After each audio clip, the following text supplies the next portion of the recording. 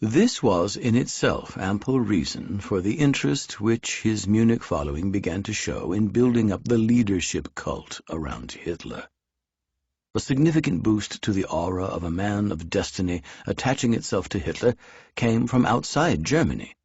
Mussolini's so-called March on Rome on 28 October 1922, fictitious though it was in the fascist legend of a bold seizure of power, nevertheless deeply stirred the Nazi Party. It suggested the model of a dynamic and heroic nationalist leader marching to the salvation of his strife-torn country. The Duce provided an image to be copied. Less than a week after the coup d'etat in Italy, on 3 November 1922, Hermann Esser proclaimed to a packed Festsaal in the Hofbrauhaus, "Germany's Mussolini is called Adolf Hitler." It marked the symbolic moment when Hitler's followers invented the Führer cult.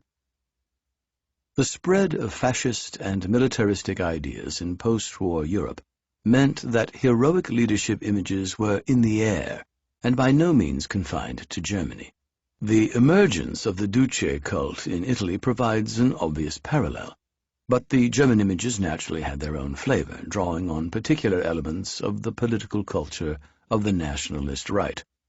And the crisis-ridden nature of the Weimar state, detested by so many powerful groups in society and unable to win the popularity and support of the masses, guaranteed that such ideas, which in a more stable environment might have been regarded with derision and confined to the lunatic fringe of politics, were never short of a hearing.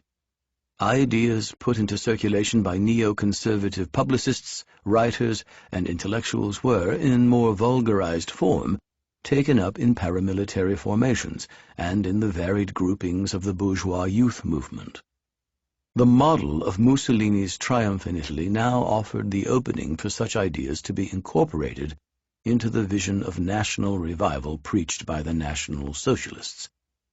The Führer cult was not yet the pivot of the party's ideology and organization, but the beginnings of a conscious public profiling of Hitler's leadership qualities by his entourage, with strong hints in his own speeches, dates back to the period following Mussolini's March on Rome.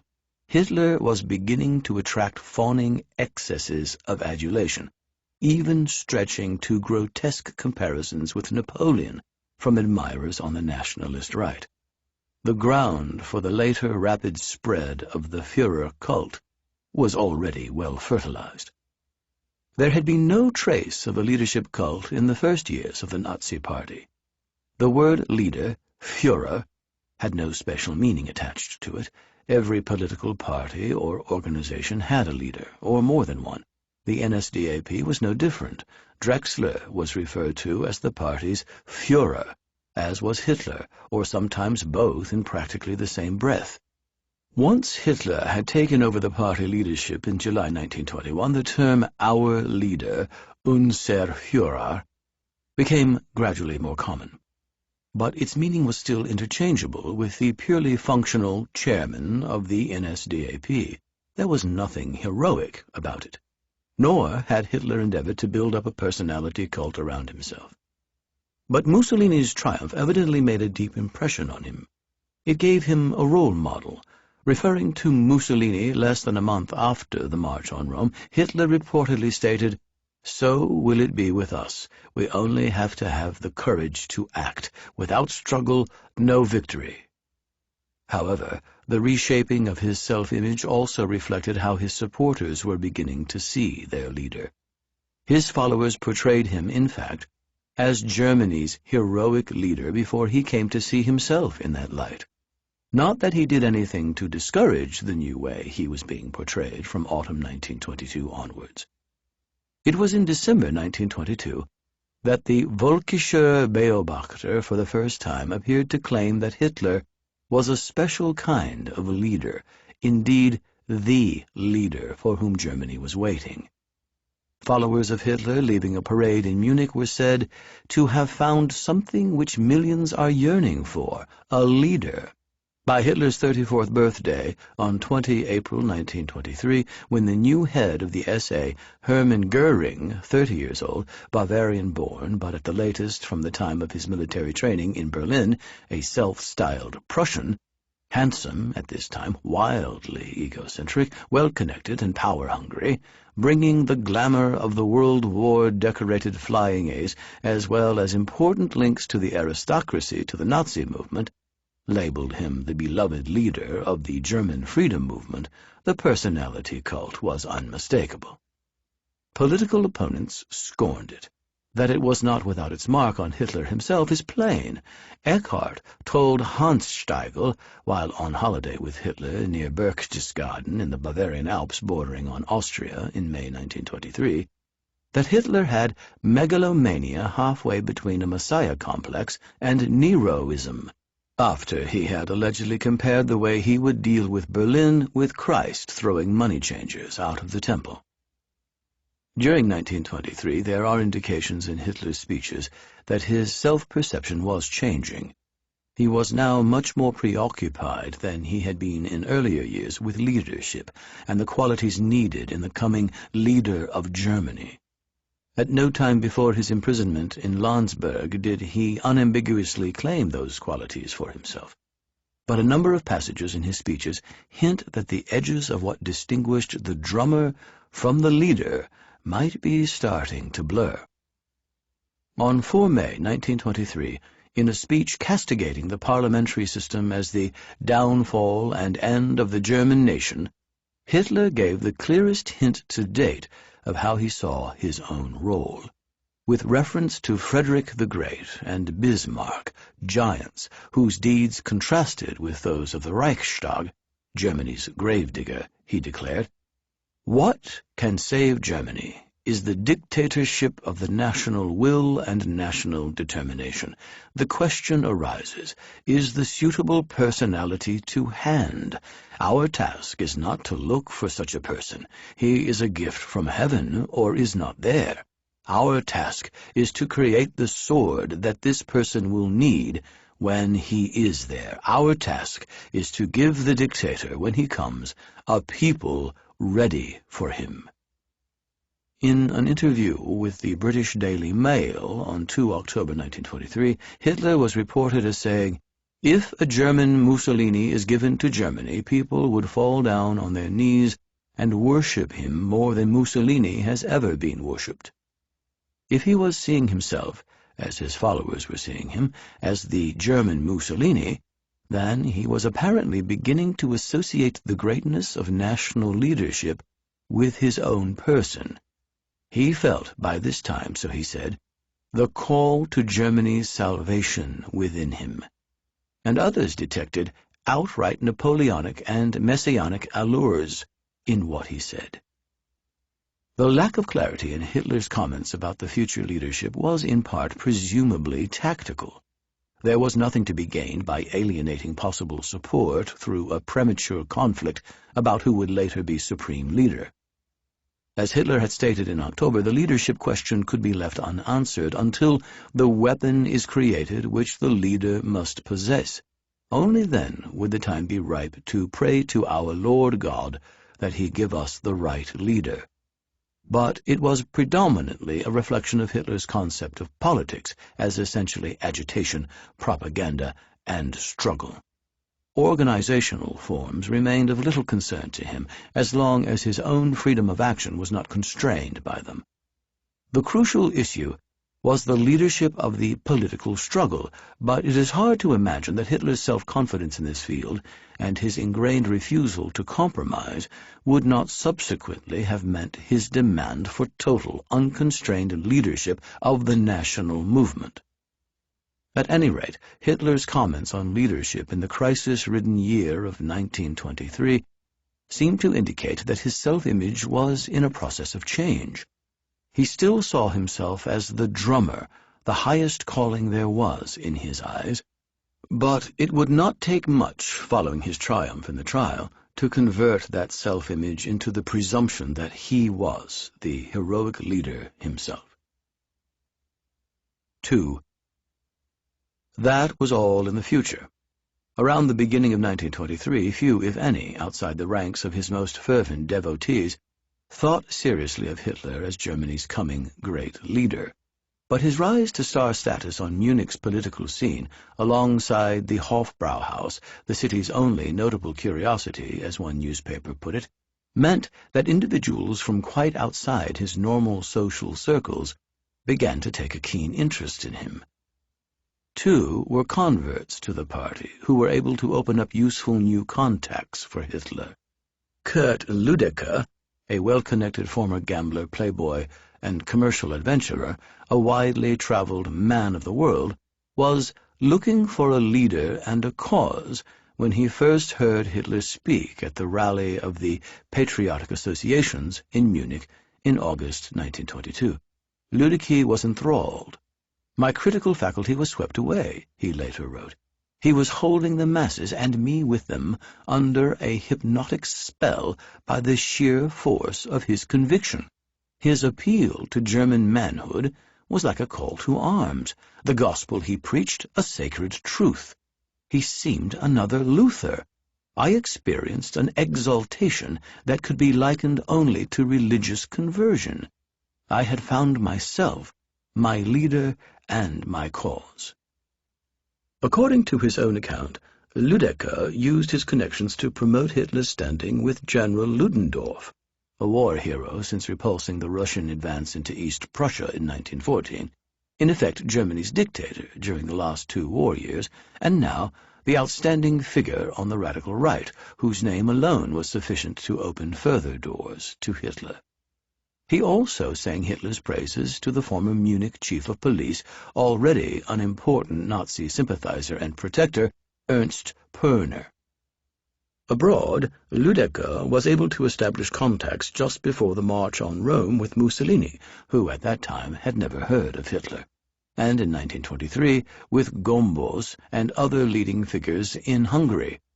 His foreign bank accounts and sizable donations he was able to acquire abroad proved valuable to the party during the hyperinflation of 1923. He also fitted out and accommodated at his own cost an entire stormtrooper company. Even so, many of Lüdecker's well-placed contacts were impatient at his constant proselytizing for the NSDAP and quietly dropped him. And within the party he was unable to overcome dislike and distrust. He was even denounced to the police by Max Amann as a French spy and jailed under false pretenses for 2 months. By the end of 1923, Lüdecker had used up almost his entire income on behalf of the party.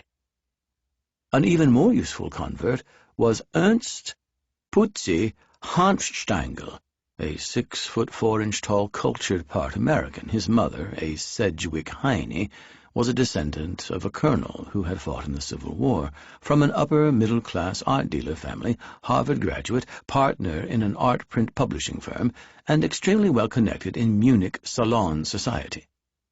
Like Lüdecker, his first experience of Hitler was hearing him speak. Hanfstaengl was greatly impressed by Hitler's power to sway the masses. Far beyond his electrifying rhetoric, he later wrote, this man seemed to possess the uncanny gift of coupling the Gnostic yearning of the era for a strong leader figure with his own missionary claim, and to suggest in this merging that every conceivable hope and expectation was capable of fulfillment, an astonishing spectacle of suggestive influence of the mass psyche. Hanfstaengl was plainly fascinated by the subaltern petty bourgeois Hitler in his shabby blue suit, looking partway between an NCO and a clerk, with awkward mannerisms, but possessing such power as a speaker when addressing a mass audience. Hanfstaengl remained in part contemptuous of Hitler, not least of his half-baked, cliché-ridden judgments on art and culture, where Hanfstaengl was truly at home and Hitler merely an opinionated know-all. On Hitler's first visit to the Hanfstaengl home, his awkward use of knife and fork betrayed his background, wrote, somewhat snobbishly, his host. At the same time, Putzi was plainly captivated by this virtuoso on the keyboard of the mass psyche. He was appalled at catching Hitler sugaring a vintage wine he had offered him, but, added Hanfstaengl, he could have peppered it, for each naive act increased my belief in his homespun sincerity. Soon Hitler was a regular guest at Hanfstaengl's home, where he gorged himself on cream cakes, paying court to Hanfstaengl's attractive wife, Helena, in his quaint Viennese style. She took Hitler's attention in her stride. "Believe me, he's an absolute neuter, not a man," she told her husband. Putzi himself believed, for what it was worth, that Hitler was sexually impotent, gaining substitute gratification from his intercourse with the feminine masses. Hitler was taken by Putzi's skills as a pianist, especially his ability to play Wagner. He would accompany Putzi by whistling the tune, marching up and down, swinging his arms like the conductor of an orchestra, relaxing visibly in the process. He plainly liked Hanfstaengl, his wife even more so. But the criterion, as always, was usefulness. And above all, Hanfstaengl was useful. He became a type of social secretary, providing openings to circles far different from the petty bourgeois roughnecks in Hitler's entourage who gathered each Monday in the Café Neumeier. Hanfstaengl introduced Hitler to Frau Elsa Bruckmann, the wife of the publisher Hugo Bruckmann, a pan-German sympathizer and anti-Semite who had published the works of Houston Stewart Chamberlain. Hitler's ingratiating manners and social naivety brought out the mother instinct in her. Whether it was the wish to afford him some protection against his enemies that persuaded her to make him a present of one of the dog whips he invariably carried around is not clear. Oddly, his other dog whip, the first he possessed, had been given to him by a rival patroness, Frau Helena Beckstein, while a third heavy whip, made from hippopotamus hide, which he later carried, was given to him by Frau Buchner, the landlady of the Platterhof, the hotel where he stayed, on the Ober-Salzberg. Everyone who was someone in Munich would be invited at some stage to the soirees of Frau Bruckmann, by birth a Romanian princess, so that Hitler was brought into contact here with industrialists, members of the army and aristocracy, and academics. In his gangster hat and trench coat over his dinner jacket, touting a pistol and carrying, as usual, his dog whip, he cut a bizarre figure in the salons of Munich's upper crust. But his very eccentricity of dress and exaggerated mannerisms, the affected, excessive politeness of one aware of his social inferiority, saw him lionized by condescending hosts and fellow guests. His social awkwardness and uncertainty, often covered by either silence or tendency to monologues, but at the same time the consciousness of his public success that one could read in his face, made him an oddity, affording him curiosity value among the patronizing, cultured, and well-to-do pillars of the establishment. Hitler was also a guest from time to time of the publisher Lehmann, for long a party sympathizer, and the wife of piano manufacturer Beckstein, to whom he had been introduced by Eckhart, was another to Mother Hitler, as well as lending the party her jewelry as surety against 60,000 Swiss francs, which Hitler was able to borrow from a Berlin coffee merchant in September 1923. The Becksteins, who usually wintered in Bavaria, used to invite Hitler to their suite in the Bayerischer Hof, or to their country residence near Berchtesgaden. Through the Becksteins, Hitler was introduced to the Wagner circle at Bayreuth.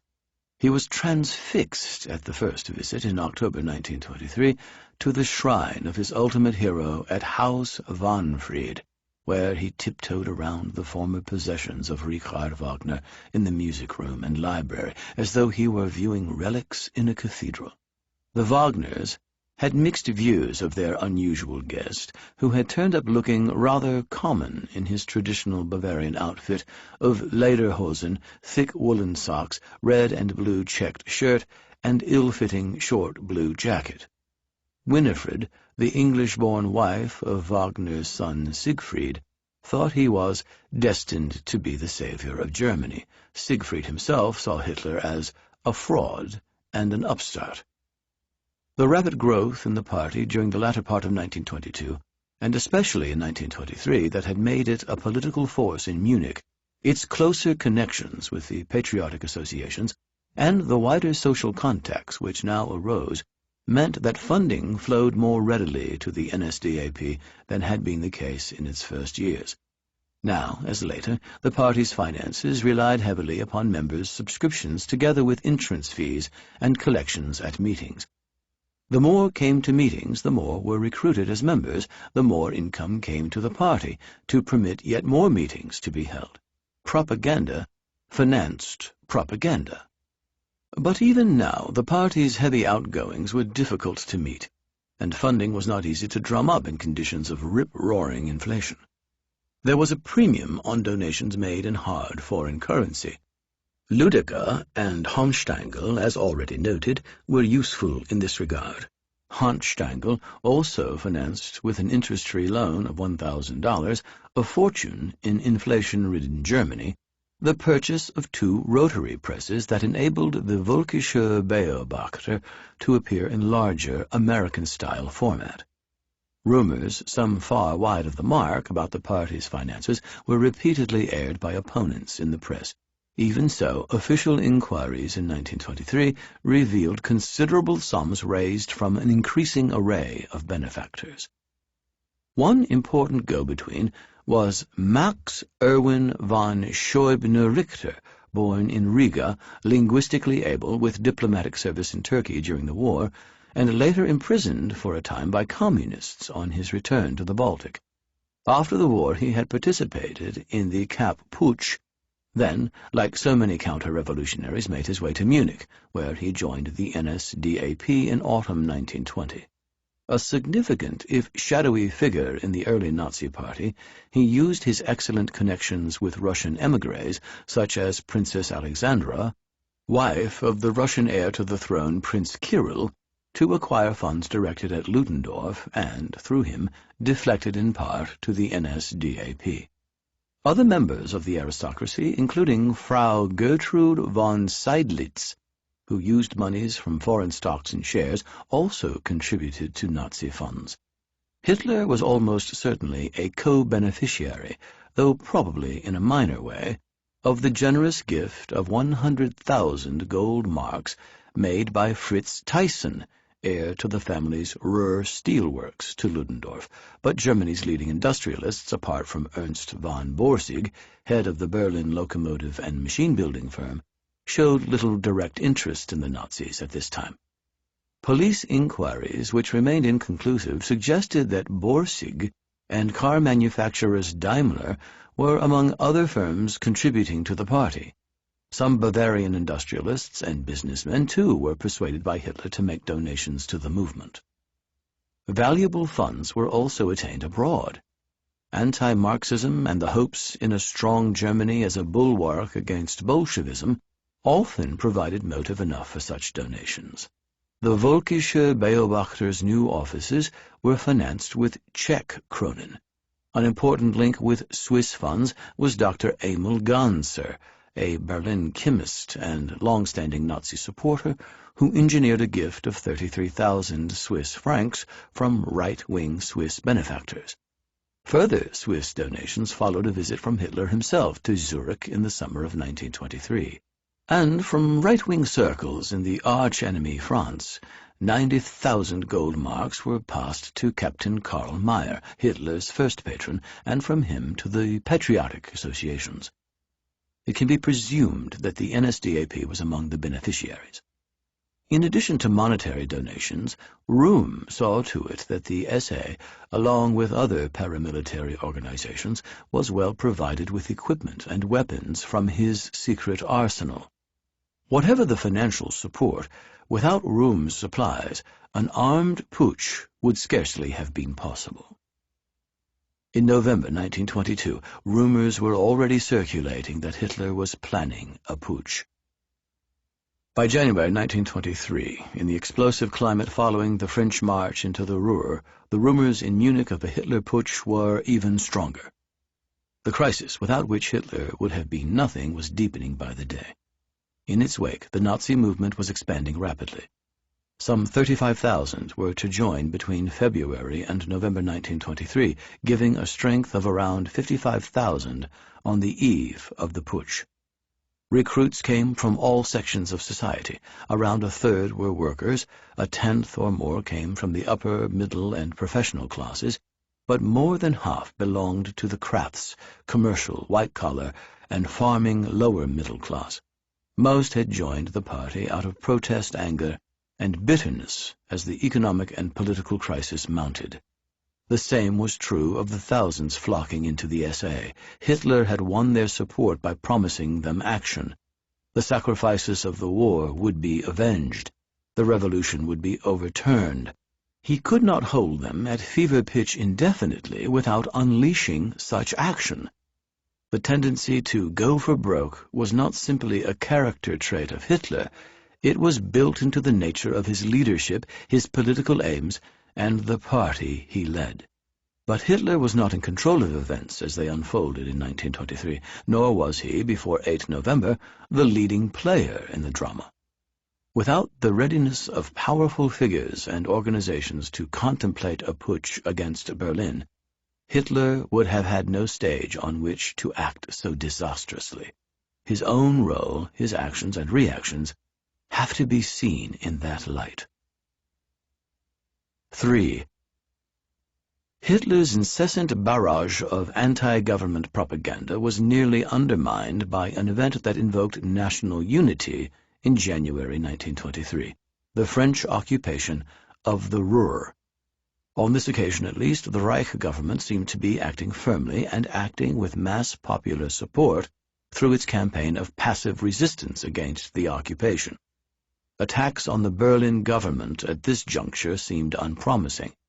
Undeterred, Hitler saw advantage to be gained from the French occupation. As usual, he went on a propaganda offensive. On the very day of the French march into the Ruhr, he spoke in a packed Zirkuskrone. "Down with the November criminals" was the title of his speech. It was not the first time he had used the term November criminals to describe the Social Democrat revolutionaries of 1918. But from now on the slogan was seldom far from his lips. It showed the line he would take towards the Ruhr occupation. The real enemy was within. Marxism, democracy, parliamentarism, internationalism, and of course, behind it all, the power of the Jews, were held by Hitler to blame for the national defenselessness that allowed the French to treat Germany like a colony. The propaganda offensive was stepped up with preparations for the NSDAP's first Reich Party rally, scheduled to take place in Munich on 27-29 January. It brought confrontation with the Bavarian government, so frightened about rumors of a putsch that on 26 January it declared a state of emergency in Munich, but so weak that it lacked the power to carry through its intended ban on the rally. At the meetings during the rally, Hitler could once more appear self-confident, certain of success to the masses of his supporters. The whole rally had been devised in the form of a ritual homage-paying to the leader of the German freedom movement. The leadership cult, consciously devised to sustain maximum cohesion within the party, was taking off. According to a newspaper report, Hitler was greeted like a savior when he entered the Festsaal of the Hofbrauhaus during one of his 12 speeches on the evening of 27 January. In the feverish atmosphere in the Lowen Braukeller the same evening, he was given a similar hero's welcome as he entered the hall, deliberately late, shielded by his bodyguard, arm outstretched in the salute, probably borrowed from the Italian fascists, and by them from Imperial Rome, which would become standard in the movement by 1926. Hitler's near-exclusive concentration on propaganda was not Röhm's approach, while the latter's emphasis on the paramilitary posed a latent threat to Hitler's authority. At the beginning of February, Röhm founded a working group of the patriotic fighting associations, Arbeitsgemeinschaft der Vaterlandischen Kampfverbände, comprising, alongside the SA, the Bund Oberland, Reichsflagge, Vikingbund and Kampfverband Niederbayern.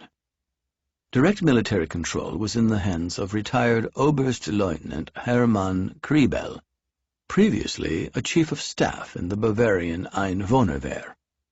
The formations were trained by the Bavarian Reichswehr, not for incorporation in any defense against further inroads by the French and Belgians, the threat of which was by this time plainly receding, but evidently for the eventuality of conflict with Berlin. Once subsumed in this umbrella organization, the SA was far from the biggest paramilitary grouping, and there was little to distinguish it from the other bodies. In a purely military organization, it had only a subordinate role. The conversion of the SA to a paramilitary organization now not directly or solely under his own control was not to Hitler's liking. But there was nothing he could do about it. However, Hitler was pushed by Röhm into the foreground of the political leadership of the working community. He it was who was asked by Röhm to define the political aims of the working community. He was now moving in high circles indeed. In early 1923, he was brought into contact by Röhm with no less than the chief of the army command of the Reichswehr, General Hans von Seeckt, who remained, however, distinctly unimpressed by the Munich demagogue and unprepared to commit himself to the demands for radical action in the Ruhr conflict for which Hitler was pressing. Röhm also insisted to the new Bavarian commander, General Otto Hermann von Lossow, that Hitler's movement, with its aim of winning over the workers to the national cause, offered the best potential for building a patriotic fighting front to upturn the November Revolution. Connected with all the strands of nationalist paramilitary politics, if openly directing none, was the figure of General Ludendorff, regarded by most as the symbolic leader of the radical nationalist right. The former war hero had returned to Germany from his Swedish exile in February 1919, taking up residence in Munich. His radical Völkisch nationalism, detestation of the new republic, and prominent advocacy of the stab-in-the-back legend had already taken him effortlessly into the slipstream of the Pan-Germans, brought him fringe participation in the Kapp Putsch, and now led to his close involvement with the counter-revolutionary extreme right, for whom his reputation and standing were a notable asset. The hotbed of Munich's Völkisch and paramilitary politics provided the setting within which, remarkably, the famous Quartermaster General, virtual dictator of Germany, and chief driving force of the war effort between 1916 and 1918, could come into close contact and direct collaboration with the former army corporal, Adolf Hitler. Even more remarkable was the rapidity with which, in the new world of rabble-rousing politics to which General Ludendorff was ill-attuned, the ex-corporal would come to eclipse his one-time military commander as the leading spokesman of the radical right. The paramilitary politics of spring 1923, in the wake of the French occupation of the Ruhr, were confused and riddled with conflict and intrigue, but largely through Röhm's maneuverings, Hitler, the beer hall agitator, had been brought into the arena of top-level discussions with the highest military as well as paramilitary leadership, not just in Bavaria, but in the Reich. He was now a player for big stakes, but he could not control the moves of other, more powerful players with their own agendas. His constant agitation could mobilize support for a time, but this could not be held at fever pitch indefinitely. It demanded action. Hitler's impatience, his all-or-nothing stance, was not simply a matter of temperament. Activists, as Hitler later acknowledged, could not be kept in a state of tension indefinitely without some release.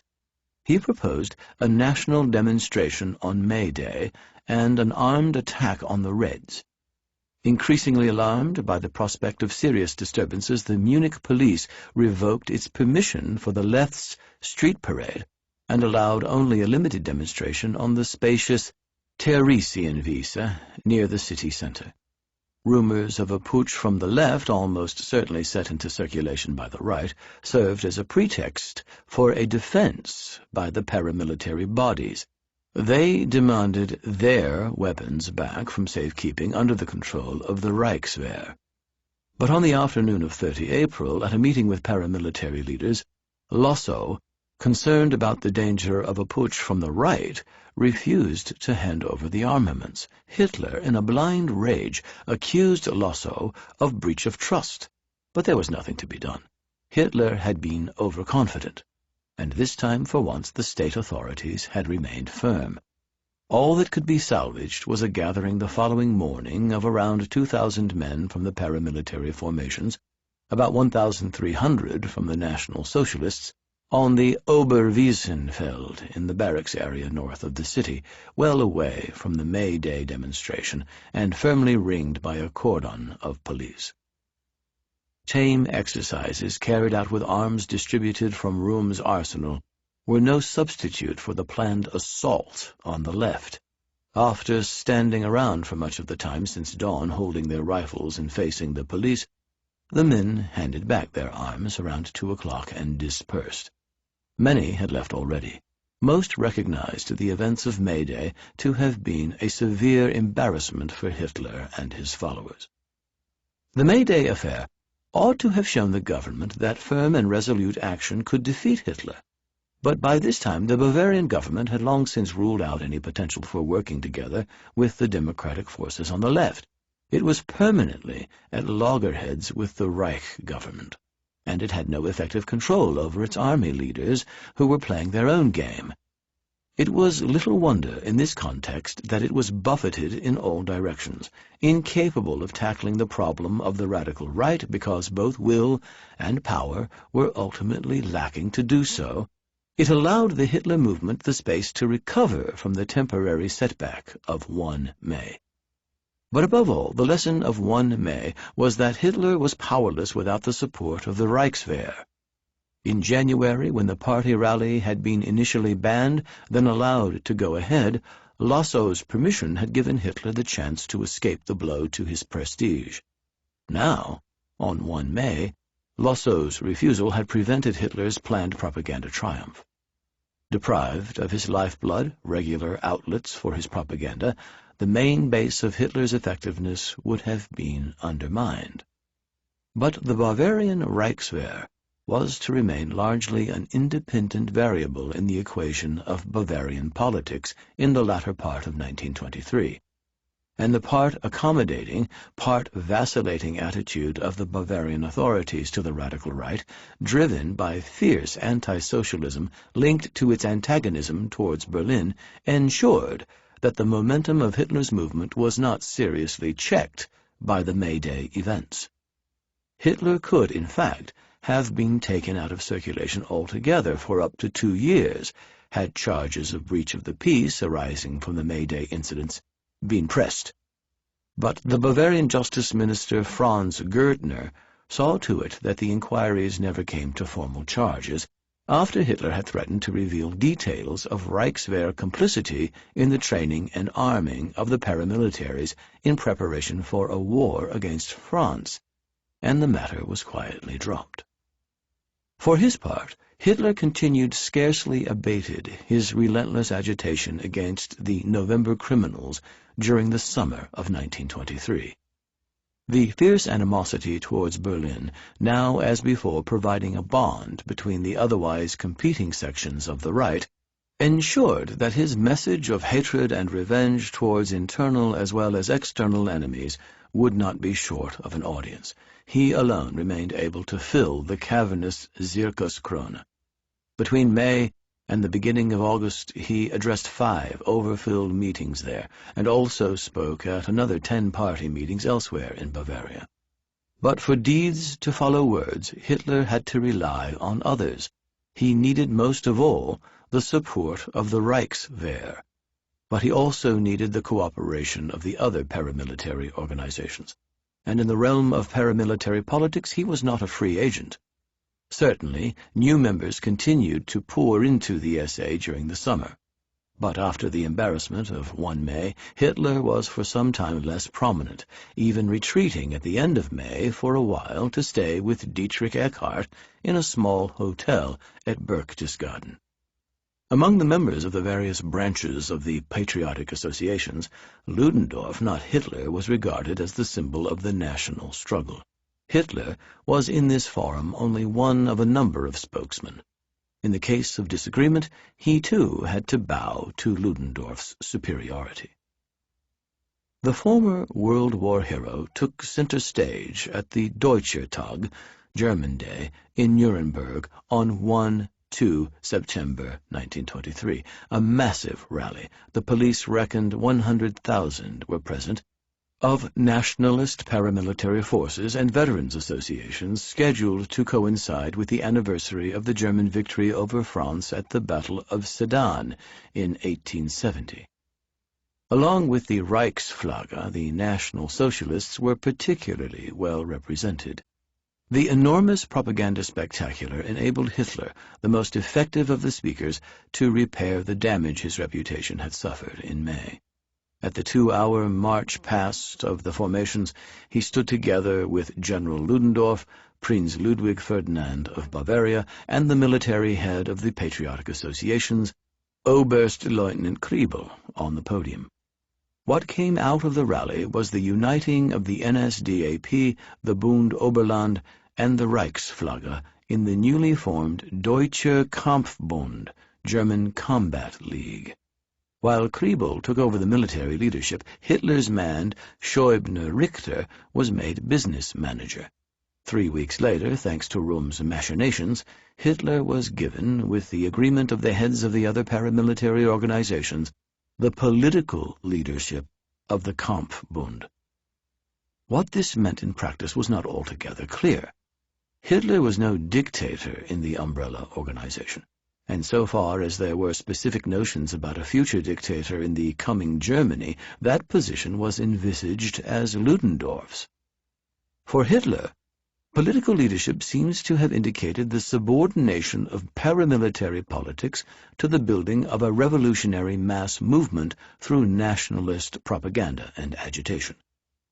But for the leaders of the formations, the primacy of the soldier, the professionals like Röhm and Kriebel, was what counted. Hitler was seen as a type of political instructor. He could whip up the feelings of the masses like no one else. But beyond that, he had no clear idea of the mechanics of attaining power. Cooler heads were needed for that. As an action program of the Kampfbund drawn up by Scheubner-Richter on 24 September made plain, the national revolution in Bavaria had to follow, not precede, the winning over of the army and police, the forces that sustained the power of the state. Scheubner-Richter concluded that it was necessary to take over the police in a formally legal fashion by placing Kampfbund leaders in charge of the Bavarian Ministry of the Interior and the Munich police. Hitler, like his partners in the Kampfbund, knew that an attempt at a putsch in the teeth of opposition from the forces of the military and police in Bavaria stood little chance of success, but for the time being his approach, as ever, was to go on a frontal propaganda offensive against the Bavarian government. His position within the Kampfbund now ensured that the pressure to act, even without a clear strategy for the practical steps needed to gain control of the state, would not relent. 4. Crisis was Hitler's oxygen. He needed it to survive. And the deteriorating conditions in Germany, with their distinctive flavor in Bavaria, as summer turned to autumn, and the currency collapsed totally under the impact of the passive resistance policy, guaranteed an increasing appeal for Hitler's brand of agitation. By the time he took over the political leadership of the Kampfbund, Germany's searing crisis was heading for its denouement. The country was bankrupt. Its currency ruined, inflation had gone into a dizzy tailspin, speculators and profiteers thrived, but the material consequences of the hyperinflation for ordinary people were devastating, the psychological effects incalculable. Savings of a lifetime were wiped out within hours. Insurance policies were not worth the paper they were written on. Those with pensions and fixed incomes saw their only source of support dissolve into worthlessness. Workers were less badly hit, Employers eager to prevent social unrest agreed with trade unions to index wages to living costs. Even so, it was little wonder that the massive discontent brought sharp political radicalization on the left as well as on the right. Bavaria's immediate response to the ending of passive resistance on 26 September was to proclaim a state of emergency and to make Gustav Ritter von Kahr General State Commissar with near-dictatorial powers. The Reich responded with the declaration of a general state of emergency and the granting of emergency powers to the Reichswehr. One of Kahr's first acts was to ban, amid renewed putsch rumors, the 14 meetings which the NSDAP had planned for the evening of 27 September. Hitler was in a frenzy of rage. He felt bypassed by the maneuver to bring in Kahr, and certain that the head of the Bavarian state was not the man to lead a national revolution. Alongside attacks on the Reich government for betraying the national resistance, a contrary, though more popular line to that he had taken earlier in the year towards the policy of passive resistance, Hitler now turned his fire on Kahr. The weeks following Kahr's appointment were filled with plot, intrigue, and tension which mounted to fever pitch. The Munich police registered a worsening mood by September, looking for an outlet in some sort of action. Political meetings were, however, not well attended because of the high entry charges and the price of beer. Only the Nazis could continue to fill the beer halls. As rumors of a forthcoming push continued to circulate, there was a feeling that something would have to happen soon. Hitler was under pressure to act. The leader of the Munich SA regiment, Wilhelm Bruckner, told him, "The day is coming when I can no longer hold my people. If nothing happens now, the men will sneak away." Scheubner-Richter said much the same. In order to keep the men together, one must finally undertake something, otherwise the people will become left radicals. Hitler himself used almost the identical argument with head of the Landespolizei Colonel Hans Ritter von Seisser at the beginning of November. "Economic pressures drive our people so that we must either act or our followers will swing to the communists." Hitler's instincts were in any case to force the issue as soon as possible. The favorable circumstances of the comprehensive state crisis could not last indefinitely. He was determined not to be outflanked by von Kahr, and his own prestige would wane if nothing was attempted and enthusiasm dissipated, or if the movement were faced down again, as it had been on 1 May. However, the cards were not in his hands.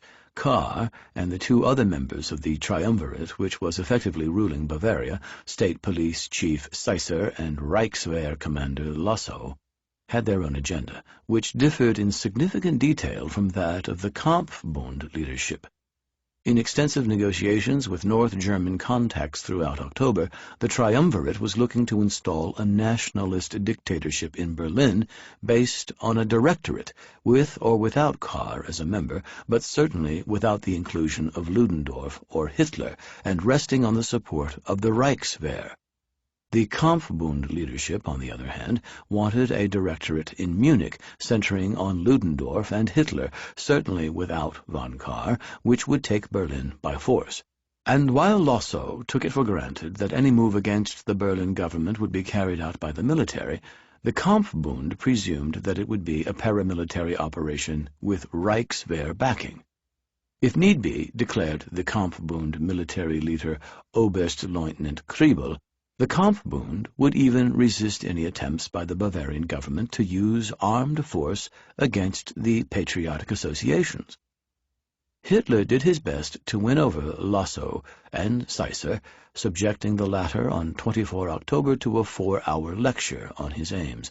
Neither was persuaded to throw in his lot with the Kampfbund, though the position of Lossow, with chief responsibility for order in Bavaria, was ambiguous and wavering. At the beginning of November, Seisser was sent to Berlin to conduct negotiations on behalf of the triumvirate with a number of important contacts, most vitally with Sicht.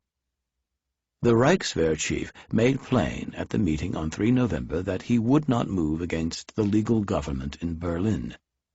With that, any plans of the triumvirate were effectively scuppered. At a crucial meeting in Munich 3 days later with the heads of the patriotic associations, including Kriebel of the Kampfbund, Kahr warned the patriotic associations, by which he meant the Kampfbund, against independent action. Any attempt to impose a national government in Berlin had to be unified and follow prepared plans. Lassow stated he would go along with a rightist dictatorship if the chances of success were 51%. But would have no truck with an ill-devised putsch. Seisser also underlined his support for Kahr and readiness to put down a putsch by force. It was plain that the triumvirate was not prepared to act against Berlin. Hitler was now faced with the thread slipping through his fingers. He was not prepared to wait any longer and risk losing the initiative. It was clear, now as before, that a putsch would only be successful with the support of police and army, but he was determined to delay no longer.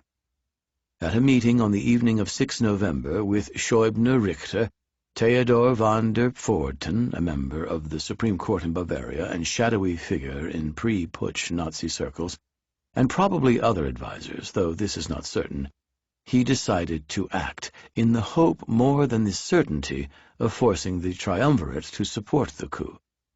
The decision to strike was confirmed the next day, 7 November, at a meeting of Kampfbund leaders. After a good deal of discussion, Hitler's plan was adopted. It was decided that the strike would be carried out on the following day, 8 November, when all the prominent figures in Munich would be assembled in the Bürger Braukeller, one of the city's huge beer halls, to hear an address from Kahr on the 5th anniversary of the November Revolution, fiercely denouncing Marxism. Hitler felt his hand forced by Kahr's meeting. If the Kampfbund were to lead the national revolution, there was nothing for it but to act on its own initiative immediately. Much later, Hitler stated, "Our opponents intended to proclaim a Bavarian revolution around the 12th of November. I took the decision to strike 4 days earlier."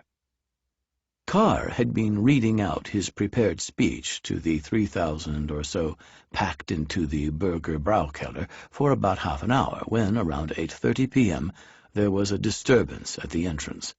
Kahr broke off his speech. A body of men in steel helmets appeared. Hitler's stormtroopers had arrived. A heavy machine gun was pushed into the hall.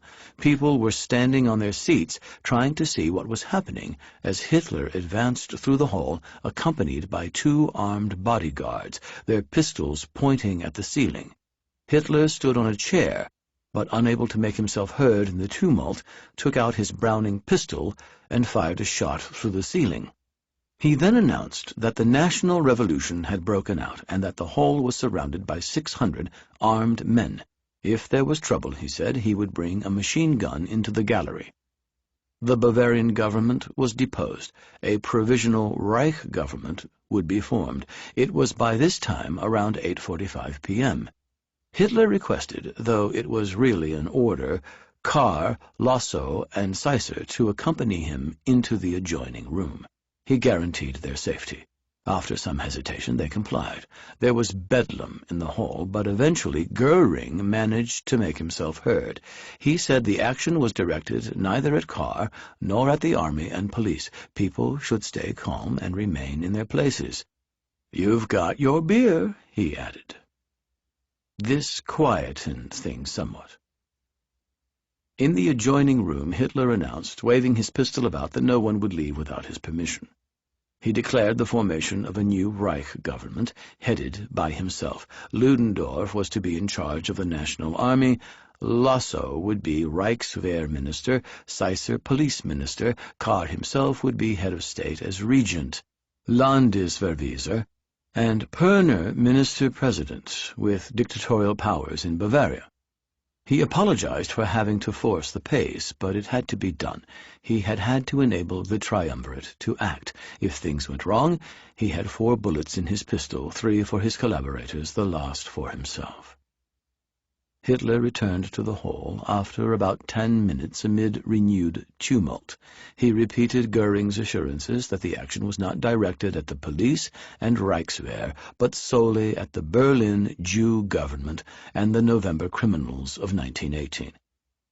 He put forward his proposals for the new governments in Berlin and Munich, now mentioning Ludendorff as leader and chief with dictatorial power of the German National Army. He told the crowded hall that matters were taking longer than he had earlier predicted. Outside are Kahr, Lossow, and Seisser, he declared. They are struggling hard to reach a decision. May I say to them that you will stand behind them? As the crowd bellowed back its approval, Hitler, with his pronounced sense of the theatrical, announced in emotional terms, "I can say this to you. Either the German Revolution begins tonight, or we will all be dead by dawn." By the time he had finished his short address, the mood in the hall had swung completely in his favor. About an hour had passed since Hitler's initial entry into the hall before he and Ludendorff, who had meanwhile arrived dressed in full uniform of the Imperial Army, together with the Bavarian ruling triumvirate, returned to the podium. Kahr, calm, faced like a mask, spoke first, announcing to tumultuous applause that he had agreed to serve Bavaria as regent for the monarchy.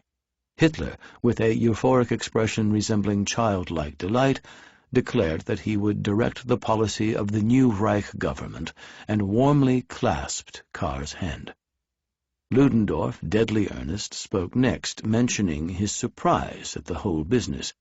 Lossow, wearing a somewhat impenetrable expression, and Seisser, the most agitated of the group, were pressed by Hitler into speaking. Pohner finally promised cooperation with Kahr. Hitler shook hands once more with the whole ensemble. He was the undoubted star of the show. It appeared to be his night. From this point, however, things went badly wrong. The hurried improvisation of the planning, the hectic rush to prepare at only a day's notice, that had followed Hitler's impatient insistence that the putsch should be advanced to the evening of the Burger Braukeller meeting, now took its toll, determining the shambolic course of the night's events.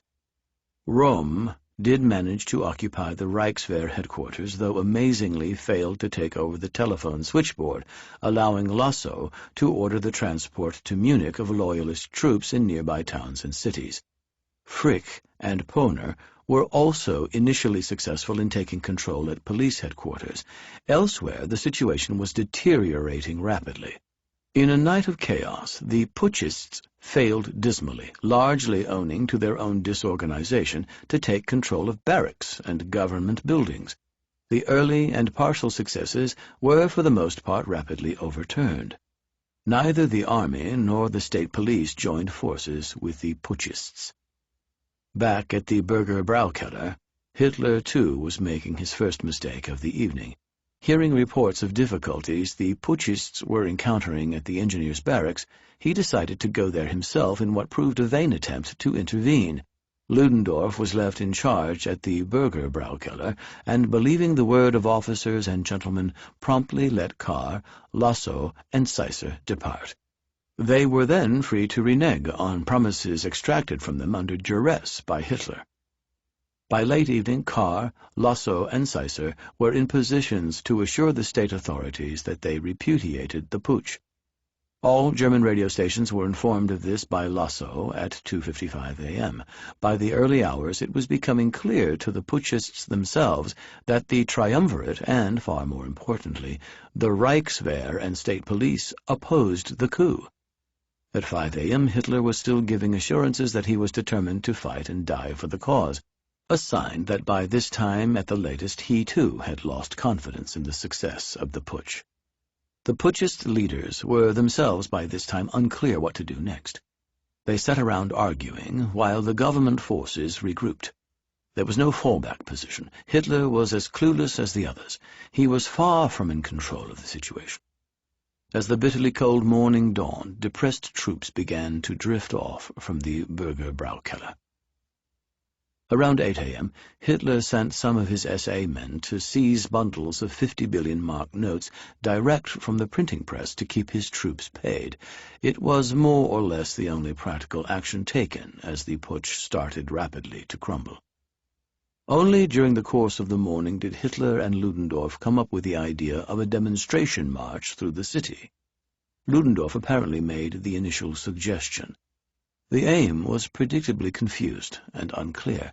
In Munich, Nuremberg, Bayreuth, on immeasurable jubilation, an enormous enthusiasm would have broken out in the German Reich, Hitler later remarked, and when the 1st Division of the German National Army had left the last square metre of Bavarian soil and stepped for the first time onto Thuringian land, we would have experienced the jubilation of the people there. People would have had to recognize that the German misery has an end, that redemption could only come about through a rising,